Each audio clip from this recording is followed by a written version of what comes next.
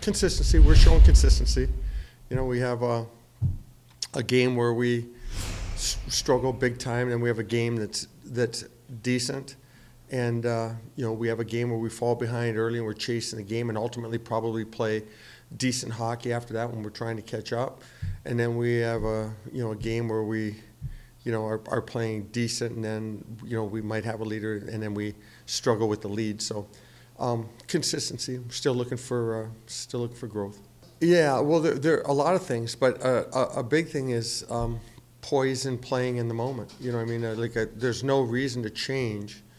And when you're playing with a lead, the other team's going to take some chances. If you execute individually, you're going to have opportunities, and quality will turn a 1-goal lead into a 2-goal lead, and then get a chance with an empty net and turn it into a 3-goal win.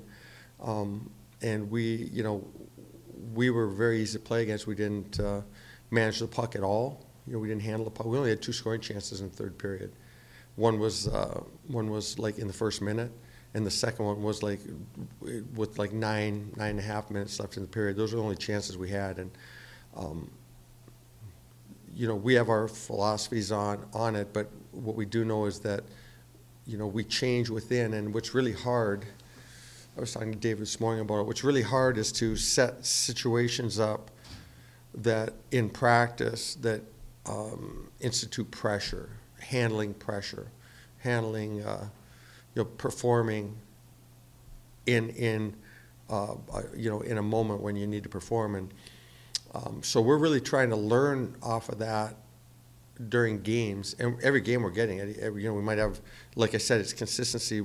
If we're playing without a lead, like we maybe 3 times this year, 4 times we've scored with the goalie out to gain a point or something, or gain a tie, or maybe an overtime win or something.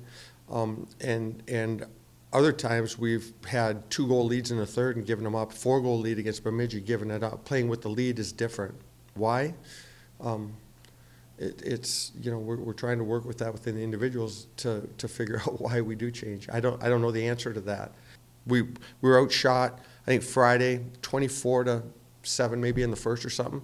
And I think the shots ended up 30 or 31 to 20, whatever. So we gave up 7 shots maybe in the last 2 periods. We scored to make it 3-1. We good call on the penalty. We did grab the guy, and the referees. I thought the refereeing was good this weekend. We quickly got that transition off of that and turned it and scored to make it 3-2, but they disallowed it, penalty on us. Good call. We're chasing the game. It's 3-2 in the third, and we have momentum. You know what I mean? I would get nervous if we scored to tie a game with 3.5, 4 minutes left, knowing that the other teams, we're going to back off. That's the problem. How do you create those situations of learning opportunity? So what do I think the answer? I mean, a long answer, but what do I think the issue is? Good question. What I mean? We don't change anything, and we're trying to get them to play the exact same. Handling the puck, handling your defensive responsibilities, handling your offensive responsibilities, telling everybody to do the exact same thing, and it's right now with people fast is slow, and it's a process, and we have a guy get a couple goals. We have a guy move up, and he's consistently shown growth, and he has success, and then you enhance the role, and then he falls off the face of the earth. And then now we're trying to build an individual back up again. You know what I mean? I don't know the reason for it. I think everything's right in front of us, and what we're trying to do is we're trying to build for the playoffs. I was talking to Tom Serratore yesterday. He gave me a call. I don't think there's a team that doesn't think if things fell into place that they could win the playoffs. Fair State could win the playoffs. Anybody can win the playoffs in our league. I mean, now the best team in the league, noticeably to me, is Mankato. Like even last weekend, I thought St. Thomas did an excellent job in gaining points where Mankato played really good hockey. And not that St. Thomas didn't, but there were a couple goals disallowed, and the scoring chances were lopsided in favor of Mankato. They were good in every aspect of the game. the main thrust of offense that was created by St. Thomas in the game was on the power play, which St. Thomas power play is very good. Mankato's the best team that I'm seeing right now, and Morton and Souter are probably, I haven't seen any players better than those two. Now, when we played them before, they had injuries, one of them being, I think Souter was out, or Morton, one of them was out, and defenseman.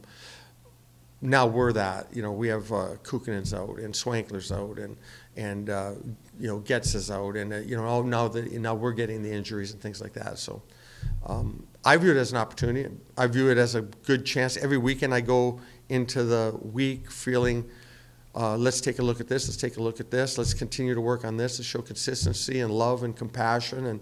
And so all we can do is try to help guys grow, and then when the time comes, evaluate who is part of things moving ahead and who struggles with it.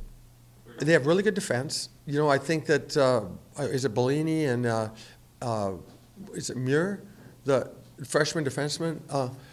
Really, they got some size and strength on D. They defend well. Their goaltending's been playing very well.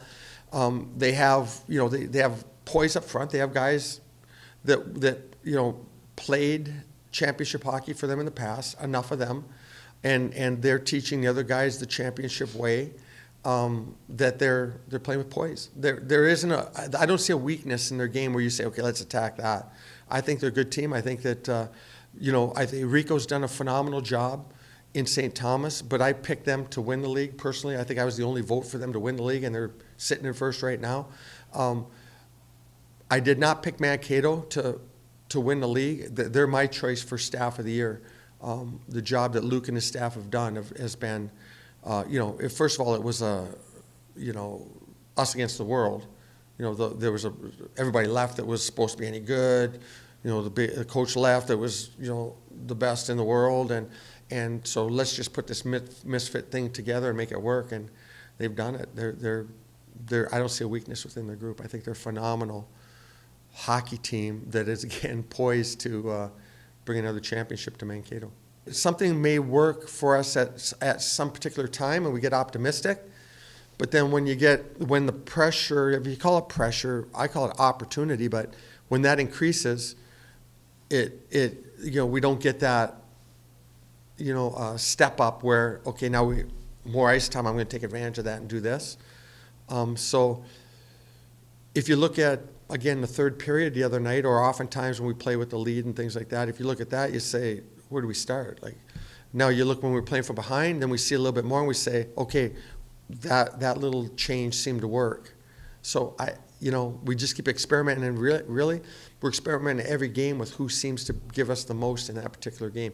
I will say this, we played some guys that hadn't played a lot on defense on Saturday night, and I don't think our defense beat us. I don't think a turnover here, getting walked on a one-on-one consistently for breakaways and things. I thought the D that we put in played within themselves, and so I do think that that's a spot where we can give it another look and see some growth going forward in that regards.